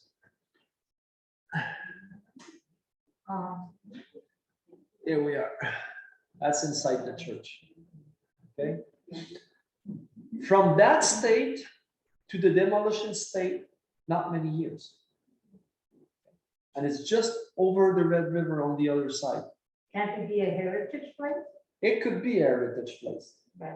but you know, the people from the community, they have to do something to preserve it. Okay. That's the battle the world's fighting for. Yeah. Because you know, you have that little church there. And that's the last one here in the valley. Rivington Bridge. You cross that bridge, you see that church. Just over the bridge, the church is there. And there's the marble cemetery right there, right? That is the Rivington Cemetery. Fox Family Cemetery. You know where that is? Yeah. While we were doing the inventory of the cemetery and places of family cemetery and everything, I've encountered Sonny McRae. You know Sonny McRae? Yeah, Sonny. It was so funny because first time we went there, her daughter told us not to go up there because it was hunting season. And it could be dangerous for our life if we scared. So we didn't go there. We went in springtime, okay? And I met Sonny McRae, and he said, "Oh yeah, that little cemetery. It's right up there. Right up there. You walk there. You just pass by the field, and you go up there." So on the way back, I said, "It's really beautiful up there." He said, "Oh yeah, it's beautiful. Yeah. I'm gonna be right there when I die." and I'm gonna watch over the valley, and I'll make sure nobody will ever touch my valley. Oh, Good yeah. accent. Yeah, with that accent, yeah, it's really incredible, and those words will really mark. It marked me. I said, yeah. It's like there is a spirit on this valley. Is he still alive, Sonny? Yeah. Yeah. Okay. Yeah. Well, he was 80 years old back in those days, so I figure he's quite 90 years old today. Wow, it's a beautiful place.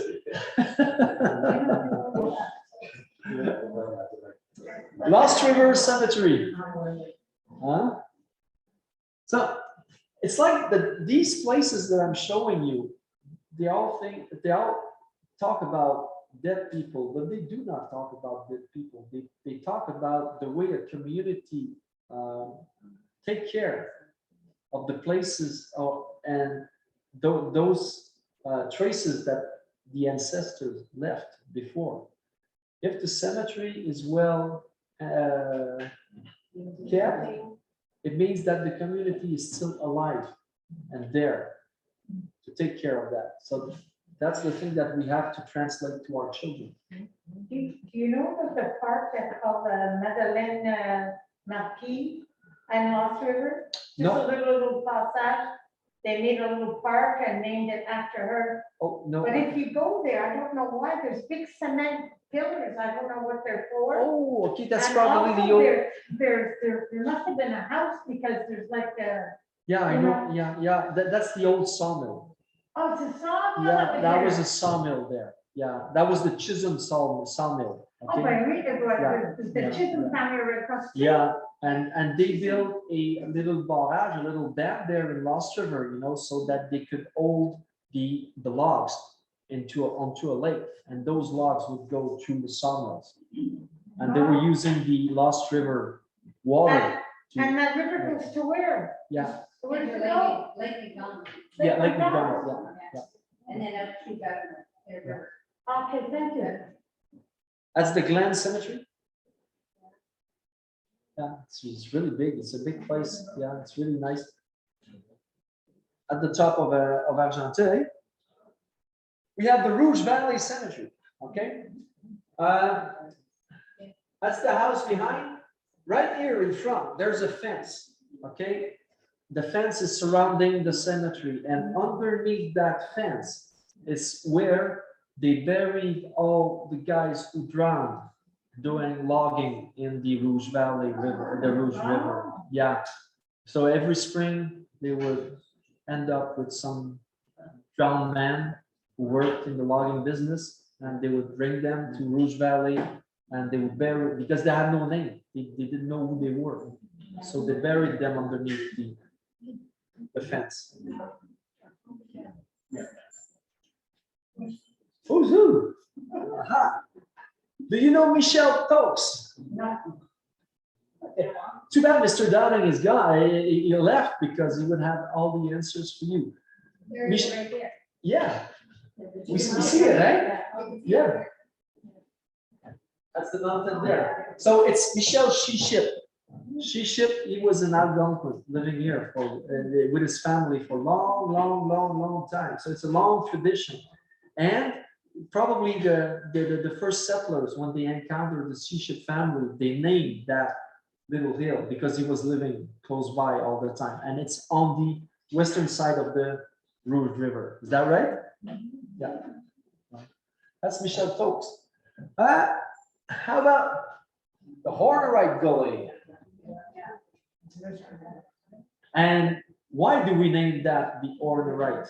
I just looked that up just the other day. Yeah. It was a gentleman by the name of Warner, and he started up a little church in the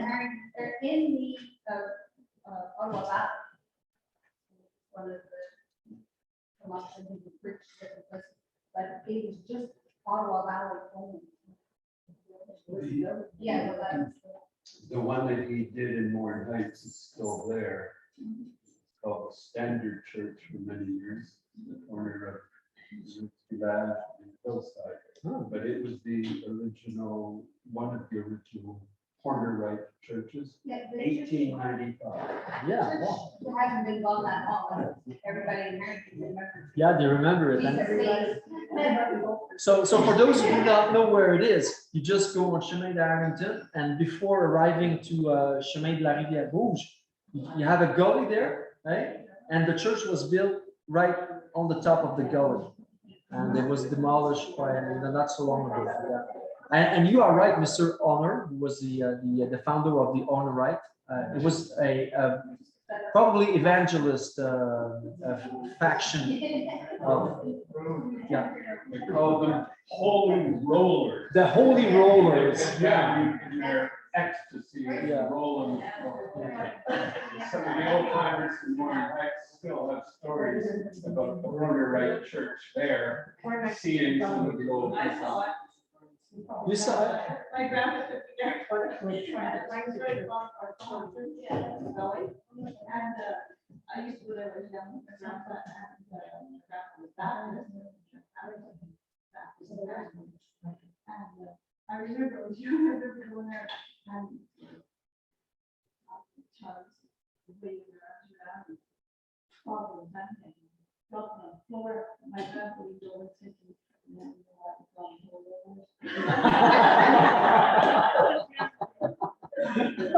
Great story. Excellent, excellent. So that was my 2 questions. Okay.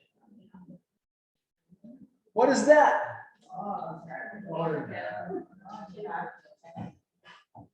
Hey, that's a jam. I love jam on the Rouge. It was big, eh? So, yeah. When they jam, they jam. Yeah, a driver, yeah, flogging on the Rouge. You know, the thing that I was interested in, because my grandfather lived on the roof, and they cut all these farms around their cut. I often wondered if the logging company bought right on the property where they could put it in the river and they paid them. I never did find that out. Yeah, probably they had rights to go through the Rouge, eh? I never really heard anybody talk about it, but I know like my grandfather's farm was right On the Rouge. it was right on the road. It would be an ideal place. Yeah, all no place but the river, the softwoods, and you go the river. Nobody's ever said one way or the other. Okay. Have you ever seen a short national film board film called The Log Driver's Falls? Cartoons with Wade Hemsworth. He was in Warren Heights. Yeah. Are there other rivers? I know there's properties on the river that own the land under the river. Is that common in other?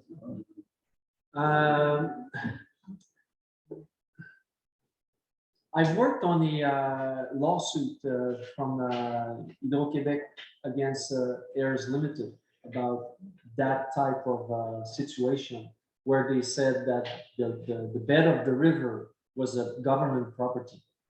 And heirs were saying, no, we have the rights on the river, historical rights on the river, because when we bought land, we bought the river too. And we bought Millsea and the bed of the river.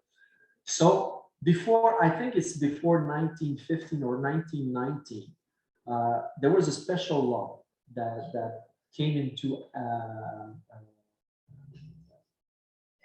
effect, yeah, thanks, saying that if you do not reclaim the bed of the river becomes property of the government. Wilson declaimed the bed of the river in 1915. Wilson is now Cascade in Lachute, and G.C. Wilson had the paper mill there, and he claimed. So he never had problems with Hydro-Québec. But heirs at that time, they did not claim the right on the bed of the river. But when they went into a lawsuit against Hydro-Québec, we demonstrated that it was an historical, how would you say, no, No, Grandfather, right? yeah, a right, historical right on the river. So they won that battle against Hydro-Quebec. So what I say is that probably a certain part, the bed of the river would be the property of the owner by the river. Yeah. Across the river to the bridge, that was on Johnny Fox's land. He owned the water right there. What I understood of it, it was granted by the Queen and on the Yeah. gate. Yeah. And whether it's still there, I heard when the first up the government came in, they canceled all of them. Senior Club was another place. Okay. Owned the water, Mhm. whether it's still in fact. I heard as long as it stays in the town of Maine. Yeah. And sometimes there are arrangements between the government and the owner saying you own the rights on the water or the water privilege. You own it for 90 years or 99 years or 100 years or something. And at the end of the 100 years, you lose everything. It becomes back government property. So I'm not sure how it goes, but the thing is that, A yeah, lot of these rights were taken from. yeah. So whenever they were looking at the language, the government was taking a lot. Yeah. They don't like, people don't even know that they're gone. Yeah. Water rights. Yeah. You don't own them under, I think 2 or 3 feet of soil now, all the way out. And it's really it's a problem everywhere where people live close by the water. Who is responsible of that water, especially when troubles happen? Flooding or erosion of the land by the water caused by the traveling of ships or the canals and everything. So it's yeah. I mean, even if there's too much of losing agricultural land, it's too bad that, there is like when you own a home and it's, and you get designated as heritage site, if you can't make, changes to the home, you gotta maintain it the way it is. It's too bad that they wouldn't have something like that for farms. If you bought a heritage farm, you weren't allowed to turn it into a, You're right. Yeah. You gotta watch what you do, because then you lose your rights to do it. yeah, the government takes all that over, and really and truly, if you look at pushing to take all the land that there is left anyway, Mhm. whether it's through Ducks Unlimited or whatever, people are not watching that either. But big pile of our land. It came into Harrington here, we had a discussion over there, that we didn't want to make this all heritage. Well, that's just a way for them to take over the land. And the government hasn't been here for the last couple of 100 years. In this valley.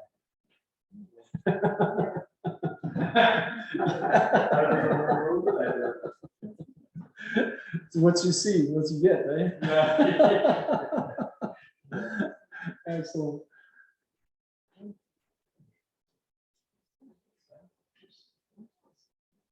Horses. Yeah, on a barge. Yeah. Some of them horses were Clydes, eh? Clydes. There's a street in Lachute. It's called Clyde Street. And the name comes from the Clydesdale. Because at the northern part of that street, there used to be an exhibit ground. And all the owner of Clydes would go there and exhibit their horses. So this is why they named it the street Clyde. I'm going fast. It's my trivia. Oh, what's that?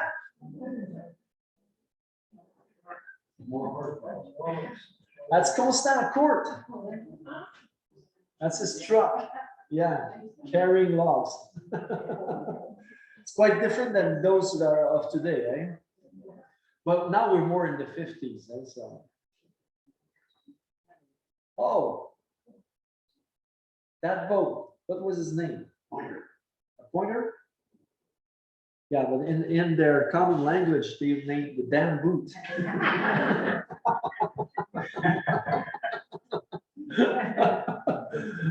Yeah, it's different than the rafting, eh? that you know, eh? Yeah, Bells Falls. Yeah.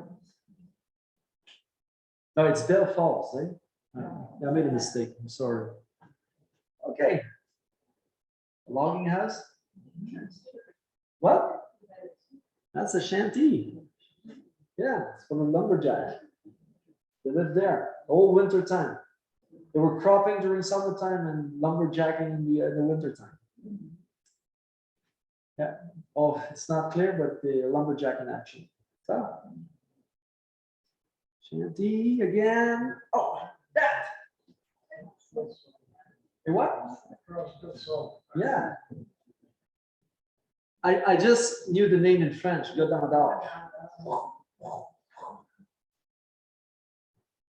about that? PV, yeah. Or like they say, a can hook. No, it's not the same. No, it's not the same. And there's a point on the, Okay, great. Okay, my mistake. Excellent. Vauxhall, yeah. Vauxhall.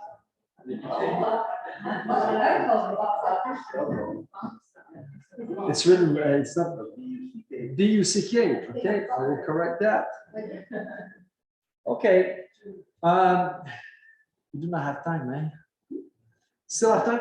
Okay, we'll go fast on avocat because I just prepared something. Memory and patrimoine. Okay. Avocat was settled in 1826 by Scots and Irish pioneers. Avocat is named from a village in the country of Wicklow, Ireland. A post office named Avocat was first opened in 1861. This guy was John Crawford, and he was a surveyor from the account of Joseph Bouchet, and he probably surveyed all that land. So John Crawford was the first Justice of Peace of Argenteuil.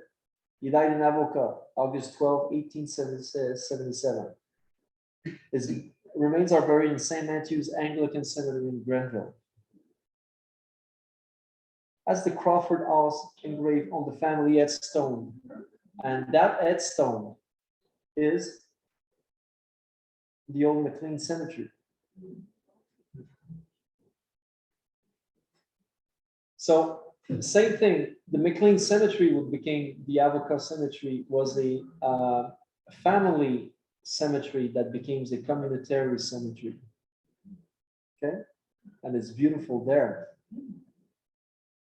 You have this rocks here that tells a story, same as the Shaw Cemetery. The memorial stone reminds us that there are friends and family buried in the Avocat Cemetery in unmarked grave. They marked our lives and we pay tribute to them with this plaque. So these kind of plaques, we find it almost in every cemetery in Argenteuil, because at certain times between the 50s and the 70s and the 80s, people did not take care of the cemeteries, and some of them fell down and are now buried underneath. Right. Yeah. One famous tree.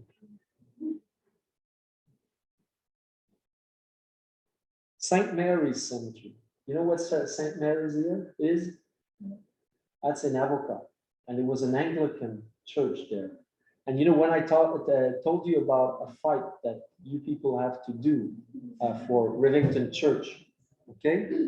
So St. Mary's Anglican Cemetery is located behind this desecrated and abandoned old wooden church, which I believe is to be demolished. This church was built around 1854, where Irish Anglican community settled the Argenteuil Valley. That was a St. Mary's Church. Remember that? Yeah. That was the church. That was in 2014, so 8 years ago. And the church is not there anymore. So it has been demolished because, you know, yeah, it's not there anymore. Yeah. So probably, you know, as a community, sometimes you have to take a step forward to protect the heritage. Probably you have to do that here with the Rivington Church. Even if it's not your religion or whatsoever, it's a building important for the community that need to be preserved. So who owns the land that church is on now? I don't know. I'm just sending that Yeah. It was part of the farm, was given by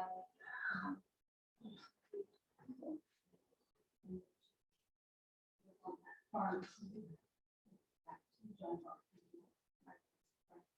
I was married in that church. so I- Okay. Wow, yeah. So it's probably a sensitive, yeah, topic, yeah.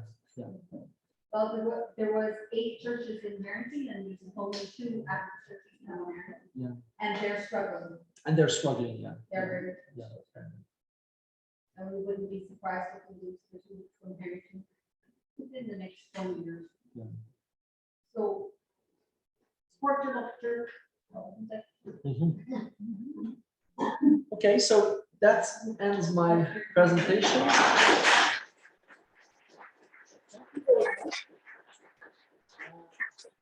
You know, as an historian, I was up to my reputation. I was brief. Thanks, you watching at home. Thanks to you. Thank you very much. If you have any question, yeah.